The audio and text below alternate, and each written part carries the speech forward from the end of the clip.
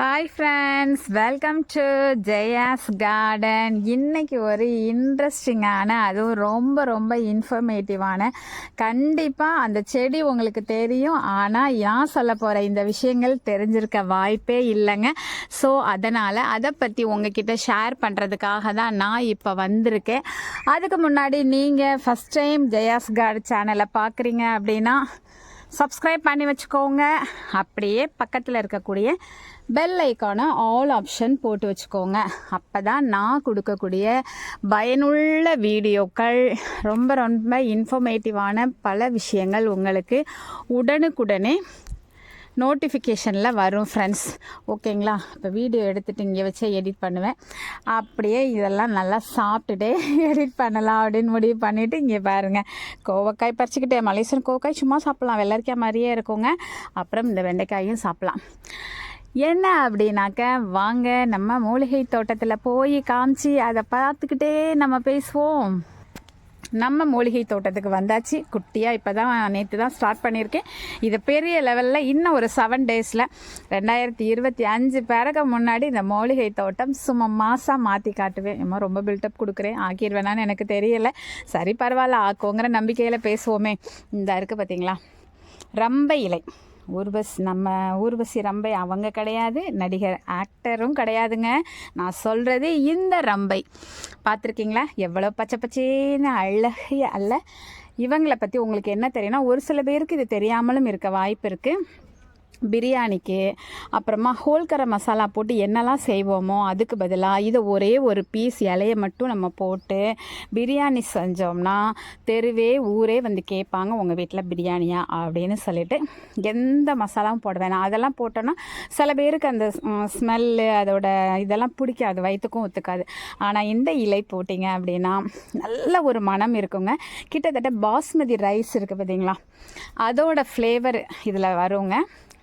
அதில் இவ்வளோ தானா இது, இல்லை இந்த மாதிரி அழகு செடியாக வளர்க்கலாமா அப்படிங்கிற மட்டும்தான் இதில் இருக்குதா, இல்லை இதில் மருத்துவ குணங்களும் இருக்குதா அப்படிங்கிறத பற்றி தான் இன்றைக்கி நம்ம பார்க்க போகிறோம். நிறைய மருத்துவ குணங்கள் இதில் இருக்குதுங்க. ஆனால் நம்ம பிரியாணிக்கு மட்டும் சமைச்சு சாப்பிட்டுட்டு விட்டுறோம். அது கேரளா பார்த்தீங்க அப்படின்னா இந்த இலை ஒரே ஒரு பீஸ் 10 ருபீஸ்ன்னு விற்கிறாங்கங்க. நாகர்கோயில் எல்லா பக்கமுமே 10 ருபீஸ்ன்னு இது வந்து சேல்ஸில் இருக்கு. ஆனால் எங்கள் ஊர்லலாம் இப்படி ஒன்று இருக்குதே நிறைய பேருக்கு தெரியாது. நேற்று கூட இப்படி நகட்டும் போது நான் அப்படி பெரிய பீஸ் உடஞ்சி விழுந்துச்சு. ஒரு 5-6 பேருக்கு ஷேர் பண்ணால், ஓ அப்படியா, இது என்னதுக்கா, இது என்னக்கா பண்ணணும், சரிக்கா வளர்க்குறேன் அப்படின்னு வாங்கிட்டு போயிருக்காங்க. சரிங்களா? இந்த மாதிரி நிறைய பேர் தெரியாதவங்களும் இருக்காங்க, தெரிஞ்சவங்களும் இருக்காங்க. ஆனாலும் மருத்துவ பயன்கள் இதில் அதிகமாக இருக்குது அப்படிங்கிறது நிறைய பேருக்கு தெரியாது. ஸோ அதையெல்லாம் உங்ககிட்ட கொண்டு சேர்த்து இதை எல்லா வீட்லேயும் வளர்க்க வச்சு எல்லாரும் இதை வந்து சமையலுக்கு பயன்படுத்தி ஆரோக்கியமாக மாறணும் அப்படிங்கிறதுக்காக தான் நான் இந்த பதிவை உங்களுக்கு போடுறதுக்காக வந்திருக்கேன். இன்னொரு செடியும் வச்சுருக்கேன், 2 இடத்துல வச்சுருக்கேன், 2 தொட்டியில் வச்சுருக்கேன். ஓகேங்களா? இதை வந்து ஆங்கிலத்தில் பேண்டன் லீவ்ஸ் அப்படின்னு சொல்கிறாங்க. மட்டன் இல்லைலாம் இல்லை, சிக்கனோ நம்ம சமைக்கும் போது எதுவாக வேணால் நீங்கள் சமைங்க. என்ன ஒரு இறைச்சி ஐட்டமாக இருந்தாலும் சரி, அதை ரொம்ப சாஃப்டாகும். சில பேர் சொல்லுவாங்க, நான் 15 விசில் வச்சேன், 20 கேட்கும்போது ஆச்சரியமாக இருக்கும் எனக்கு.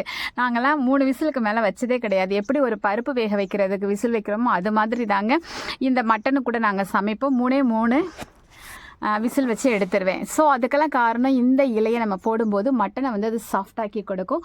டேஸ்ட்டும் மனமும் பிரமாதமாக இருக்கும். ஃப்ரெண்ட்ஸ், எவ்வளோ அழகாக இருக்காங்க பாருங்களேன். இப்படி இதில் வந்து பக்க கண்கள் வந்துக்கிட்டே இருப்பாங்க. நேற்று கூட ப்ராடக்ட் நிறைய பேருக்கு அனுப்பி விட்டோம் வெளியில். அவங்க எல்லாருக்குமே வந்து இந்த பேண்டன் லீவ்ஸ் எல்லாமே நம்ம வந்து போட்டு அனுப்பியிருக்கோம். நம்மகிட்ட என்ன கட்டிங்ஸ் இருக்குதோ நம்ம ப்ராடக்ட் வாங்குறவங்க எல்லாருக்குமே நிறைய கட்டிங்ஸ்லாம் போட்டு அனுப்புகிறோம். அப்புறம் ஸ்ரீலங்கன்ஸ்லாம் பார்த்தீங்க அப்படின்னாக்க எல்லா ஃபுட்லையும், நம்மளாவது வந்து கேரளாவில் பார்த்தீங்க அப்படின்னா அந்த மட்டன் ஐட்டம்ஸ் அந்த மாதிரி நான்வெஜ் ஐட்டம்ஸ் எல்லாம் செய்கிறதுக்கு யூஸ் பண்ணுறாங்க. ஆனால் ஸ்ரீலங்கன்ஸ் பார்த்தீங்க அப்படின்னா எல்லாத்துக்குமே இதை யூஸ் பண்ணுறாங்களாங்க. அது மாதிரி வெளிநாடுகளில் இதை எப்படி யூஸ் பண்ணுவாங்க அப்படின்னா, நிறைய வெளிநாடுகளில் பயன்படுத்துகிறாங்க.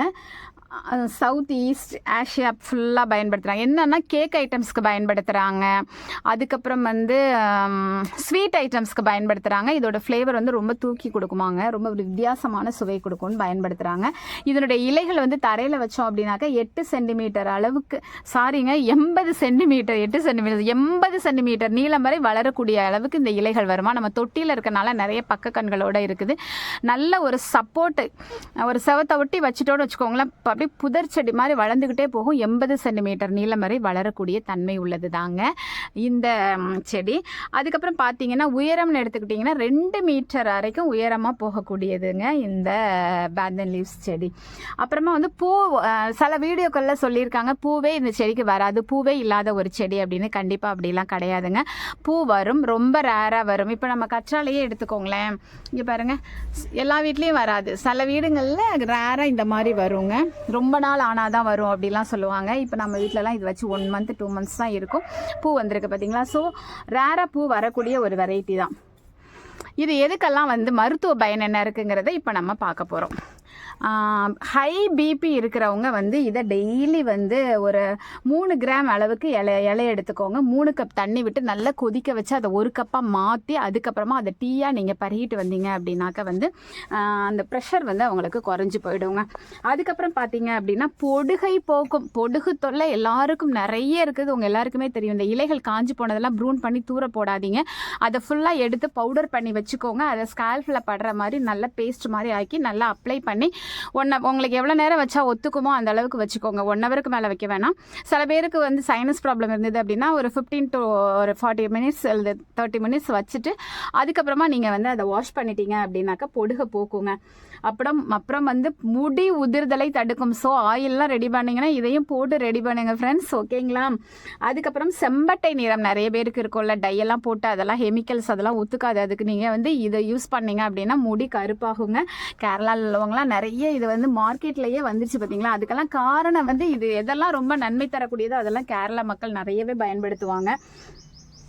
இதை வந்து நல்ல இலையை வந்து பேஸ்ட் மாதிரி அரைச்சிக்கிட்டு அதுக்கப்புறம் கூட நம்ம தலையில் அப்ளை பண்ணிக்கலாம். நல்ல ஒரு பச்சையான இலையாக இருந்தால் அந்த மாதிரி கூட நீங்கள் பயன்படுத்திக்கோங்க. உடல் வலி நிறைய பேருக்கு வந்து எப்போவுமே வந்து ஒரு கை கால் வலி, உடல் வலி, பேக் பெயின், இப்படி ஏதாவது ஒரு பெயின் இருக்கும். அவங்கெல்லாம் வந்து இதை ஒரு நாளைக்கு 2 தடவை டீயாக குடிச்சிங்க அப்படின்னாக்கா அந்த உடல் வலியே போக்குங்க. அப்புறம் நரம்புகள் வீக்னஸ் இருந்துச்சுன்னு வச்சுக்கோங்களேன், நரம்பு வீக்காக இருந்துச்சு அப்படின்னாக்க இந்த டீ போட்டு நம்ம இதை குடிக்கிறனால அந்த வீக்னஸ் சரியாகும். அது மட்டும் இல்லை, வீக்கங்கள் இருந்தால் கூட நரம்புகள் சம்மந்தப்பட்ட எந்த பிரச்சனையாக இருந்தாலும் இது க்யூர் பண்ணி தரும். காய்ச்சல் இருந்ததுன்னா காய்ச்சல் டைமில் நம்ம கஷாயம் குடிக்கும்போது இந்த இலைகளையும் சேர்த்து போட்டு குடிக்கலாம். இல்லை இந்த இலைகளை மட்டுமே தனியாக நம்ம கஷாயம் போட்டு குடித்தோம் அப்படின்னாக்க ரொம்பவே நல்ல வந்து காய்ச்சல் 3 நாளில் அவங்களுக்கு சரியாயிடுங்க. அதுக்கப்புறம் அதிக அளவு ஸ்டாமினா கொடுக்கக்கூடியதுங்க, நல்ல ஒரு உடலை வந்து வலுப்படுத்தும். வீக்காக யாரெல்லாம் இருக்கீங்களோ அவங்கெல்லாம் கண்டிப்பாக இதை வந்து டெய்லியே டீ போட்டு குடிங்க. டீ எப்படி போடுறது அப்படின்னா ஒன்றுமே இல்லைங்க, இந்த இலையை 2-3 பிச்சு போட்டுக்கோங்க, கொதிக்க வைங்க, டேஸ்ட்டுக்காக கொஞ்சோண்டு லெமனும் கொஞ்சமாக தேனும் கலந்து குடிச்சிருங்க, அவ்வளோதாங்க. ரொம்பவே நல்ல ஒரு சுவையும் மனமும் தூக்குங்க. மூலிகை டீ எல்லாமே வந்து ஒரு மாதிரி நல்லாயிருக்கும், குடித்தாவே ஃப்ரெஷ்ஷாக இருக்கும்.